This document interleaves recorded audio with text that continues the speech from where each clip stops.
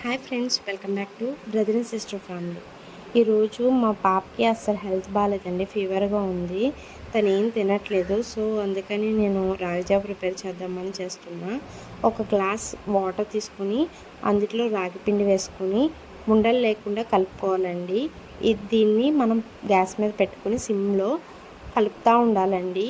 కలుపుతూనే ఉండాలి, ఎందుకంటే అది మాడిపోవడం కానీ లేకపోతే పొంగిపోవడం కానీ జరిగిద్ది. మనం దగ్గరుండి చక్కగా కలుపుతూ ఉంటే చూడండి ఈ కన్సిస్టెన్సీ వస్తుందండి మనకి.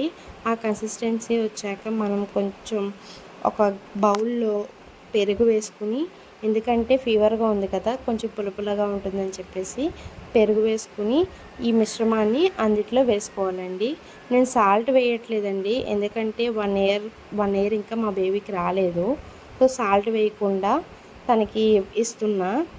ప్రతిదీ అలాగే చేస్తానండి, సాల్ట్ లేకుండానే ఇస్తాను. ఎందుకంటే సాల్ట్ పెట్టడం అనేది 1 ఇయర్ మించిన బేబీకి మంచిది కాదు. సో పెడితే చాలా ఇష్టంగా తింది. నాకైతే తను తినడం చాలా అంటే చాలా సాటిస్ఫాక్షన్గా ఉంది. రాగిజావ ఇవ్వడం వల్ల లిక్విడ్ కదండి, ఫీవర్ వచ్చినప్పుడు ఇలా పెట్టడం వల్ల ఏంటంటే వాళ్ళకి కడుపు నిండిద్ది, పైగా ఏమైద్దంటే మనకు కూడా సాటిస్ఫాక్షన్ ఉంటుంది.